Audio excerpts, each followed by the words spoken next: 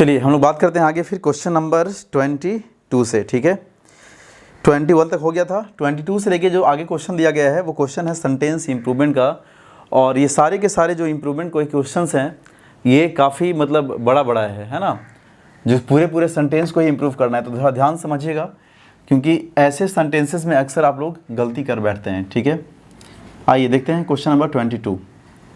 Question कह रहा था यहाँ पे, I wish I knew what is wrong with my car. तो फिर से वही बात है कि जब सेंटेंस के किसी एक क्लाउज में अगर पास्ट की बात करेगा तो रेस्ट ऑफ द जो सेंटेंस होगा वो भी क्या होगा, जनरली पास्ट में ही होगा, ठीक है। तो क्या लिखा है, आई विश आई न्यू, यही लिखा है ना, आई विश आई न्यू, ठीक है, यहाँ तक कोई दिक्कत नहीं। फिर उसके बाद व्हाट, तो व्हाट के बाद का जो वर्ब होगा वो भी क्या होगा, पास्ट में होगा, तो व्हाट वाज। और अगर ऑप्शन से देखें तो आप बी शी होगा नहीं और नो इम्प्रूवमेंट नहीं होगा, तो सही आंसर कौन सा हो जाएगा, ए नंबर हो जाएगा, है ना।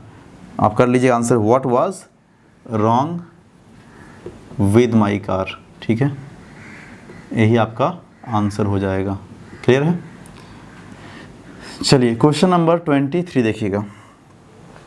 इस क्वेश्चन में बहुत सारे लोग गलती किए होंगे गलती करने का कारण ये है क्योंकि सेंटेंस को आप उलट पलट के थोड़ा सा देखते नहीं हैं, बस स्ट्रेट फॉरवर्ड पढ़ देते हैं। एक बड़ा इनोसेंट बच्चे की तरह एकदम, जैसे लगता है कि आपको इंग्लिश बस उतना ही आता है जितना में आप काम चला सकें, है ना। थोड़ा सा कभी उस पर मतलब सर्च या रिसर्च जो कह सकते हैं करने की कोशिश नहीं करते आप लोग, करना चाहिए। देखिए यहाँ क्या लिखा है, just before he died Amar who is a poet road this poem.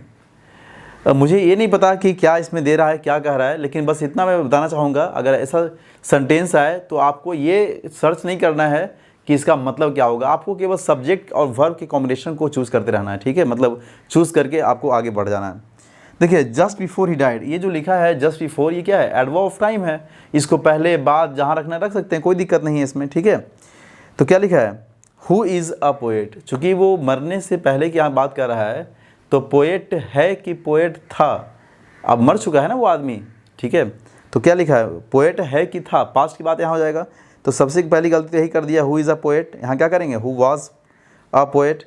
देखिए तो यहाँ पे सबसे पहली बात जो है, अमर एक नाम है और इस नाम को डिफ़ाइन करने के लिए जो यूज़ किया गया है WH यानी हु को यूज़ किया गया है। आप जानते हैं जब हु का यूज़ हम लोग करते हैं किसी भी नाम को डिफ़ाइन करने के लिए तो उसके बाद कॉमा लगाते भी हैं और कई बार नहीं भी लगाते हैं, ठीक है। तो इससे कोई विशेष यहाँ पे अंतर नहीं है, ये एपोजिशन का काम करेगा। तो क्या था भाई, अमर, कौन Amar, who was a poet, who was a poet, पहले समझ लीजिए, अमर कौन, who was a poet, Amar जो है वो कौन है, कवि था, ठीक है। फिर देखिए उसके बाद अब क्या होगा, फिर कॉमा लगाना पड़ेगा आपको क्योंकि ये सब्जेक्ट है। तो क्या चाहिए आपको, आगे वर्ब चाहिए ना कोई। तो यहाँ जो वर्ब दिया है वो क्या दिया है, वर्ब यहाँ पे हो जाएगा आपका रोट द पोएम, ठीक है, wrote the poem, right, wrote the poem, यही लिखा है ना यहाँ तक, रोट द पोएम या दिस पोएम, ठीक है, कोई दिक्कत नहीं, द या दिस उससे मतलब नहीं है। चलिए अब देखिए, तो अमर कौन, who was a poet, wrote the poem, यहाँ तक क्लियर आप लोगों को। अब यहाँ जो टर्म लिखा हुआ है just before he died, just before he died, इसको पहले यूज़ कर दिया गया तो पहले यूज़ कर दिए कॉमा लगा करके। अगर इस पूरे सेंटेंस को चाहते तो आप आखिरी में भी यूज़ कर सकते थे, पोएम के बाद भी, क्योंकि एडवर्ब ऑफ टाइम है ना, आप इसको लास्ट में यूज़ कर सकते थे। हमारा मतलब यहाँ मेन था अमर जो सब्जेक्ट है उसको क्या डिफाइन करने के लिए आया है और उसका वर्ब हमें कहाँ पे है। तो ठीक है, तो सही आंसर क्या हो जाएगा, हु वाज अ पोएट, यानी आंसर आपका हो जाएगा बी नंबर, ठीक है। चलिए तो ध्यान दीजिएगा, अक्सर गलती करते हैं आप लोग। The flag will be rise in, देखिए आप समझिए यहाँ पे पहले थोड़ा सा राइज और रेस के बारे में, ठीक है। देखिए राइज का मतलब क्या होता है, खुद से उठना होता है, जबकि रेस का मतलब क्या होता है, उठाना होता है। तो झंडा खुद से उठेगा कि उसको उठाया जाएगा, रेज्ड और रेज्ड होता है, और राइज का क्या होता है, रोज और राइजन होता है, ठीक है। तो झंडा खुद से उठेगा नहीं भाई, झंडा को क्या होगा, उठाया जाएगा, है ना। तो रेस का मतलब होता है उठाना और राइज मतलब होता है उठना। तो इसीलिए यहाँ पे जो आंसर है वो कभी राइजन वाला तो होगा नहीं। राउज जो है मीनिंग दिया राउज्ड, राउज्ड का मतलब होता है भड़काने के सेंस में, राउज मतलब क्या होता है, भड़काने के सेंस में होता है, ठीक है। राउज या अराउज हम लोग जो बोलते हैं, ठीक है, ध्यान रखिएगा। तो यहाँ सही आंसर राइजिंग होगा नहीं, राउज होगा नहीं, राइजन होगा नहीं, तो कौन सा आंसर हो जाएगा आपका? इसका जो आंसर है वो क्या हो जाएगा बताइए? यस, ए नंबर हो जाएगा इसका आंसर। ठीक है, यानी क्या बोलिएगा? The flag will be raised on 15th of August। ठीक है, रेज्ड का मतलब होता है झंडा फहराना, उठाना। ठीक है, चलिए क्वेश्चन नंबर 25 देखिएगा। क्वेश्चन नंबर 25 ध्यान से समझिएगा क्या कह रहा है इसमें। आपके आंसर करने के समय में हमने 25 में स्टार लगा दिया था। ठीक है, क्या कह रहा है? If I had the money I would have bowed the house. और अगर आप ऑप्शन के बारे में बात करें तो ऑप्शन ए में लिखा है इफ़ आई हैव हैड, तो होगा नहीं इसमें।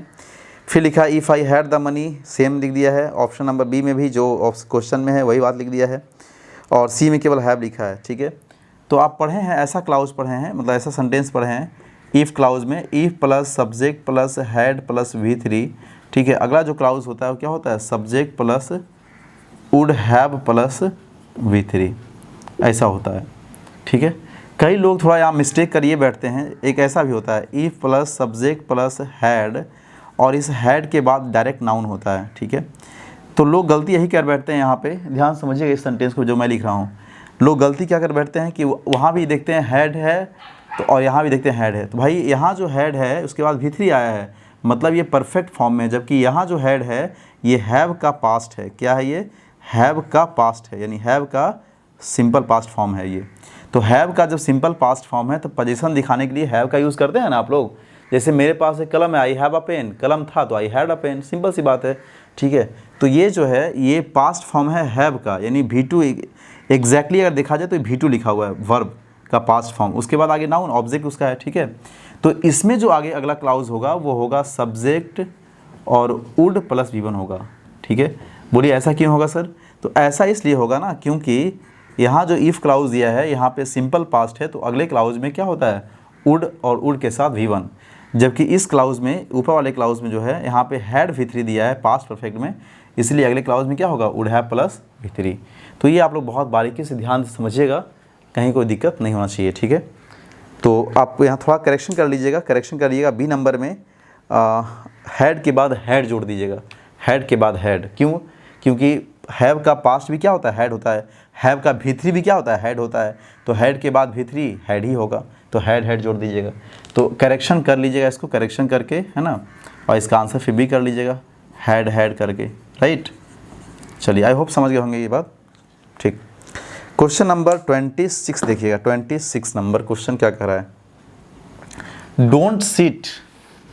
अब यहाँ पे सीट की जो बात कर रहा है तो seat in, seat at, seat on क्या करेंगे? देखिए, तो हर जगह अलग अलग बैठने की बात है। कुर्सी पे आप कैसे बैठ रहे हैं तो उसके हिसाब से डिपेंड करता है कि भाई सीट के साथ क्या आएगा प्रीपोजिशन। ठीक है, तो फिलहाल अभी उस पर हम नहीं जाते हैं। यहाँ पे सिंपल सी बात लिखा हुआ है, घास पर मत बैठिए, ऐसा ही कुछ लिख रहा है ना, तो क्या यहाँ हो जाएगा बताइए? घास पर बैठने के लिए तो don't sit in the grass की ऑन द ग्रास, बोलिए। तो आप बोलिएगा सर ऑन द ग्रास, है ना, सीट ऑन। ठीक है, चलिए 27 देख लीजिएगा क्या कह रहा है भाई। The game is more important than winning of the prize. देखिए, यहाँ भी कोई ज़्यादा डिफरेंस इसमें नहीं है। ठीक है, ज़्यादा कोई अंतर इसमें है नहीं। बहुत सारे लोग गलती कर दिए होंगे। कई लोग कह रहे होंगे गेमिंग इज़। देखिए, जब गेम नाउन खुद है तो वहाँ पे ING लगाने क्या मतलब बनता है? गलत है वैसा टर्म, इसलिए गेमिंग का यूज़ मत करिएगा, द गेमिंग के नहीं। फिर द गेम अगर करेंगे सी नंबर, तो हाँ लास्ट में जो लिखा है विनिंग ऑफ द प्राइज लिख दिया है। जबकि आप जानते हैं कि जब भी किसी दो नाउन को हम लोग ऑफ से जोड़ते हैं तो फर्स्ट नाउन के पहले आर्टिकल द होना चाहिए ना, ये कंडीशन जानते होंगे आप लोग। तो इसीलिए the winning of the prize, ठीक है, ऐसा होना चाहिए। तो इसलिए कोई दिक्कत नहीं था, नो इम्प्रूवमेंट। ठीक है, 28 नंबर देखिएगा। The actor is out of jail. Actor जो है जेल से बाहर है। एंड नॉट एग्जैक्टली, देखिए जब जेल से बाहर है एंड नॉट कर दिया तो एंड नॉट यहाँ कैसे होगा?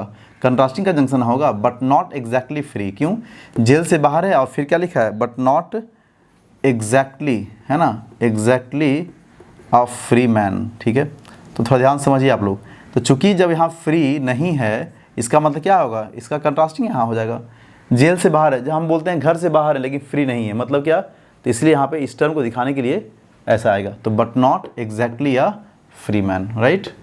चलिए इस बात को थोड़ा ध्यान दीजिएगा, यहाँ बट कर लीजिए, बट हो जाएगा इसका answer. Some players on the team suffer. ठीक है, क्या लिखा है? Some players on the team suffer from. अब देखिए यहाँ बहुत सिंपल सी बात है, जब सब्जेक्ट प्लूरल होता है ना, तो वर्ब भी क्या होगा भाई बताइए, प्लूरल होगा। तो सम प्लेयर्स सब्जेक्ट यहाँ हो गया, on the team suffer plural हो गया, कोई दिक्कत नहीं था, नो इम्प्रूवमेंट कर लेंगे। अगर आप इसको ध्यान से देखते जाएँ 1 बाय 1 करके तो आपको मिल जाएगा, ठीक है। और सिंपल सी बात है ना, सम प्लेयर्स प्लूरल है तो आगे सफ़र भी क्या होगा, प्लूरल होगा। कई लोग बी में कर दिया है कि ए में क्या कर दिया है, सम प्लेयर्स आगे सफ़र्स कर दिया है, तो जब भर में जोड़ते हैं तो सिंगुलर बन जाता है, ठीक है, इसलिए कोई दिक्कत नहीं था यहाँ पर, नो इम्प्रूवमेंट। चलिए 30 में भी क्या करेक्शन था भाई, देखिए Sushma has wisdom charm and she has. देखिए जब सब्जेक्ट हमारे पास पहले से ऑलरेडी मिल गया है, उसके बाद हैज़ का यूज़ कर दिया गया है, इसका पोजीशन दिखा रहा है, तो इसके बाद पोजीशन दिखाने के लिए जो भी टर्म आएगा, ठीक है, फिर दोबारा यहाँ पे हैज़ लाने का कोई मतलब बनता है क्या, नहीं बनता है, क्योंकि इसी आदमी जो यहाँ पे है उसी का पोजीशन दिखाने के लिए आगे पूरा का पूरा टर्म यूज़ किया गया है। तो जितना भी आएगा आप कर सकते हैं, तो इसीलिए विजडम था, है ना, क्या लिखा था वहाँ पे, यहाँ पे सुषमा हैज़, है ना, विजडम जो भी लिखा हुआ है, विजडम कॉमा उसके बाद क्या था, चार्म एंड सीधे हो जाएगा क्या, a good sense of humour, a good sense of humour, ठीक है, कुछ करने की ज़रूरत नहीं है, सीधे आप ये कर दीजिएगा। तो इसे करेक्शन करना है, इसमें करेक्शन क्या करना है भाई, आप सी नंबर ऑप्शन को काट करके इतना जोड़ लीजिएगा, ऑप्शन नंबर सी में ये पूरा का पूरा बात ऐड कर लीजिए, ऑप्शन नंबर सी में, ठीक है, और वही आंसर कर लीजिएगा आप लोग, राइट। चलिए क्वेश्चन नंबर 31 देखिएगा, they knock down 10 houses when the build new road. जो नई रोड बन रहा था तो उसको नॉक डाउन नहीं किया गया, ऐसे करके नॉक नहीं किया गया, उसको क्या किया गया, पूरे के पूरे बिल्डिंग को ध्वस्त कर दिया गया। तो पुल डाउन का मतलब क्या होता है, पुल डाउन का मतलब होता है ढा देना, गिरा देना, ठीक है। चलिए पुल डाउन होता है, बहुत सिंपल सी बात है। तो ये था काफ़ी आसान आपका, है ना। तो ये सारे इम्प्रूवमेंट को एक बार फिर से देख लीजिए आप लोग, बिल्कुल कन्फ्यूजन नहीं होना चाहिए भाई, क्योंकि ये सब सेक्शन में आप लोग अक्सर ऐसे ही कंफ्यूज कर जाते हैं, तो बिल्कुल नहीं करना है, ठीक है। आइए हम लोग बात करते हैं आगे, फिर क्या देना है आगे, आपका है OWS, ठीक है, 32 से लेकर के 38 तक। आइए काफ़ी आसान सन है। A study of sounds is known as, क्या बोलते हैं, साउंड्स का स्टडी को क्या बोलते हैं हम लोग भाई, फोनेटिक्स बोलते हैं, फोनेटिक्स। फोनेटिक्स का मतलब ही होता है ध्वनि शास्त्र, ठीक है ना, फोनेटिक्स साउंड ऑफ स्टडी। इसमें और भी मीनिंग वैसा कोई है नहीं, सिमेंटिक्स एक है मीनिंग जो जान लीजिएगा। सिमेंटिक्स का मतलब होता है द स्टडी ऑफ मीनिंग, मतलब मीनिंग का विज्ञान। मीनिंग समझते हैं आप लोग ना, अर्थ विज्ञान कर सकते हैं इसको, ठीक है, जहाँ से किसी भी चीज़ का मीनिंग फाइंड करते हैं उसी को हम सिमेंटिक बोलते हैं। चलिए उसके बाद क्या कह रहा है आगे, टू रिड्यूस टू नथिंग, जिसको हम बिल्कुल कुछ नहीं कर सकते, है ना, जो पहले से ही नल है ना, क्या है, नल, नल इन वॉइड मतलब खाली होता है, रिक्त होता है, ठीक है। कल का मतलब होता है दो चीज़, एक तो चुन चुन करके जंगली जानवरों को मारना, है ना, तो चुन चुन का मतलब क्या, सिलेक्टिव, है ना, चूज़ करना। तो कल का भी मतलब होता है वही सिलेक्टिव के अर्थ में होता है, सिलेक्टिव या चूज़ के अर्थ में, विशेषकर चुन चुन करके जंगली जानवरों को सफाया करने के अर्थ में कल यूज़ किया गया है, ठीक है। एनल का मतलब होता है रद्द करना, जानते हैं आप लोग क्या होता है भाई, एनल मतलब क्या होता है, रद्द करना होता है। और लल का मतलब होता है, लल से बना है लोरी, लल्लबी, ठीक है, लल्लाबाई जो बोलते हैं हम लोग। चलिए 34 नंबर, एंड ऑब्वियसली ट्रू और हैकन स्टेटमेंट, इसको क्या बोलते हैं, ट्रूइज़म। ट्रूइज़म का मतलब होता है सत्यवादी या सत्यवाद, ठीक है। तो ये सब कुछ आसान है, साइलोगिज्म वगैरह जानते होंगे आप लोग। Words inscribe on a Tom, जो टॉम समझते हैं ना, गुंबद पे जो लिखा होता है, ठीक है, या समाधि लेख को इंग्लिश में क्या बोलते हैं आप लोग, एपिटैफ बोलते हैं। क्या बोलते हैं भाई, एपिटैफ बोलते हैं, समाधि लेख, राइट। चलिए इसमें मीनिंग दिया था एपिशल, एपिशल का मतलब होता है लेटर, पत्र होता है। एपिटोम का मतलब होता है एपिटोम, एपिटोमाइज पढ़े ना, एपिटोम सार या सारांश, ठीक है। और एपिलोग मतलब होता है उपसंहार, उपसंहार समझते हैं आप लोग, एपिलोग मतलब क्या होता है, उपसंहार का मतलब होता है कंक्लूजन, निष्कर्ष, राइट। चलिए the act of producing beautiful hand writing using a brush और अ स्पेशल पेन, क्या उसको बोलते हैं हम लोग, कैलीग्राफी बोलते हैं। क्या उसको बोलते हैं, कैलीग्राफी। कैलीग्राफी का मतलब ही होता है सुंदर लिखने की कला, हाँ, सुंदर लिखने की कला बोल सकते हैं कैलीग्राफी, ठीक है। इसमें एक मीनिंग और दिया था आपको, इसमें हायरोग्राफी, अच्छा हायरोग्लिफिक्स, ग्लिफिक्स चित्रलेख, हाँ चलिए। और अगर सुंदर लिखावट नहीं रहेगा वहाँ पे, ख़राब लगेगा तो वहाँ क्या बोलेंगे, कैकोग्राफी बोलेंगे उसको। जब हैंडराइटिंग ख़राब हो जाएगा तो कैकोग्राफी, या सुंदर है तो वहाँ पे क्या, कैलीग्राफी, राइट। चलिए उसके बाद फिर आगे आइए, क्लियर है यहाँ तक आप लोगों को। A word composed of the first letters of the words in a phrase, क्या उसको बोलते हैं भाई, एक्रोनिम, है ना, एक्रोनिम समझते हैं आप लोग ना, जो संक्षिप्त रूप होता है, संक्षिप्त रूप, ठीक है। इसमें मीनिंग दिया है एब्रिजमेंट का मतलब होता है, एब्रिजमेंट का मतलब होता है क्या करना, उसको कम करना, छोटा करना, शॉर्टेन। एल्मेनिक मतलब होता है पंचांग, समझते हैं ना, कैलेंडर जो होता है जैसे स्कूल वगैरह में होता है, एनुअल, एनुअली जो निकलता है कैलेंडर, ठीक है। और एनाक्रोनिज्म का मतलब होता है, एनआरची से बना है ये, अराजकतावाद वाला, ठीक है। आगे देखिए मीनिंग दिया है, a person of obscure position who has gained wealth, तो क्या इसको बोलेंगे आप लोग बताइए। 38 नंबर में यहाँ लिख देता हूँ, जो अभी अभी नया नया रईस बना है उसको क्या बोलते हैं, पारवेन्यू बोलते हैं हम लोग, क्या बोलते हैं उसको, पारवेन्यू। पारवेन्यू का मतलब होता है नया रईस, क्या होता है भाई, नया रईस, जो अभी रईस बना है। एक मीनिंग यहाँ दिया है प्रोमिस्कस, मैं बोल देता हूँ, लिख लीजिएगा आप लोग। प्रोमिस्कस का मतलब होता है लस्ट, लस्ट का समझते हैं ना, कामुकतापूर्ण, कामुक, ठीक है, लस्टफुल, लस्टफुल कह सकते हैं आप लोग। और समचुअरी, समचुअरी का मतलब होता है रिलेटेड टू एक्सपेंडिचर, यानी जो खर्च करते हैं पैसा वगैरह, व्यय करते हैं, उससे संबंधित उसको हम इंग्लिश में बोलते हैं समचुअरी बोलते हैं, ठीक है। उसके बाद यह एक्स्ट्रावेजेंट मतलब खर्चीला होता है, जानते हैं आप लोग। चलिए, और 39 40 भी देख ही लीजिए एक बार फटाफट आप लोग, 39 और 40 नंबर में। बिजनेस का स्पेलिंग क्या रहा था भाई बताइए, यहाँ क्या हो जाएगा स्पेलिंग फटाफट, BUSINESS, बिजनेस, व्यापार। उसके बाद है क्वेश्चन आयर, देखिए QUESTION, अब बताइए यहाँ पे क्वेश्चन नायर, है ना, तो जैसे यहाँ पे क्वेश्चन नायर कह दिया, मतलब यहाँ क्या होगा, सिंगल एन या डबल एन। क्वेश्चन यहाँ तक हो गया, अगर हम यहाँ पे AIRE, आयर तो यही हो जाएगा, लेकिन लास्ट में चूँकि यहाँ पे क्या था, कॉन्सोनेंट था, इसलिए डबल हो जाएगा, NNAIRE, ऐसा है कहीं, हाँ D नंबर में है, ठीक है, हो गया आंसर। चलिए क्लियर है यहाँ तक। इसके बाद जो है आपको इसमें पैसेज दिया हुआ है, ठीक है। इसके बाद इसमें क्या दिया हुआ है, पैसेज दिया हुआ है। आइए थोड़ा सा हम बात करते हैं इस पैसेज के बारे में थोड़ा सा। ये पैसेज रविंद्रनाथ टैगोर की जो कहानी है, एक स्टोरी है, उसी से लिया गया कह सकते हैं, उन्होंने ही लिखा है, RN टैगोर जी ने ही। ये आज़ादी के पहले किस तरीके से क्या होता था उसी के बारे में बात किया जा रहा है, ठीक है। देखिए थोड़ा सा समझ लीजिए इसको, मैं फटाफट पढ़ देता हूँ एकदम फास्ट तरीके से। The post master first took up his duties in the village of Ulapur, ठीक है। मतलब पोस्ट मास्टर जो है पहली बार अपनी ड्यूटी उलापुर, एक गाँव में लिया मतलब ज्वाइन किया, ठीक है। Though the village was small one, यद्यपि जो है गाँव काफ़ी छोटा था। There was an indigo factory nearby the proprietor an Englishman, और उस मतलब वहाँ जो प्रोप्राइटर था उस कंपनी का, ठीक है, वो कौन था, अंग्रेज़ था। Had manage to get the post office established, इसलिए बहुत मुश्किल से किसी तरीके से पोस्ट ऑफिस को इस्टेब्लिश किया था कम्युनिकेशन जारी रखने के लिए, ठीक है। और postmaster belong to Calcutta, हमारा जो पोस्ट मास्टर था वो कहाँ से था, कलकत्ता से था। He felt like a fish out of water in his remote village, मतलब अब बताइए, चूँकि कलकत्ता से आदमी जाएगा उस एकदम रिमोट एरियाज़ में, तो कैसा महसूस करेगा, जैसे लगता है कि उसको मछली को कैसे पानी से निकाल देते हैं तो छटपटाता है ना, वैसा ही महसूस करता है, यानी फीलिंग अनकम्फर्टेबल। तो यहाँ फ्रेज आ गया कि felt like a fish out of water, ऐसा क्वेश्चन पूछा भी है।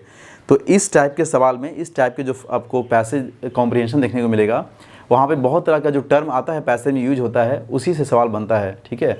तो आप बारीकी से पढ़ेंगे तो कहीं कोई दिक्कत नहीं होगा, तो कर लीजिएगा उसको, ठीक है। फिर लिखा है his office and living room were in a dark thatched shed not far from green slimy pond surrounded on all sides of dense growth, ठीक है। मतलब उसका जो घर था एकदम डार्क अंधेरा था, थैचेड का मतलब होता है छप्पर का बना हुआ था, ठीक है। आसपास में स्लिमी पाउंड गंदा मतलब पॉन्ड था, ठीक है।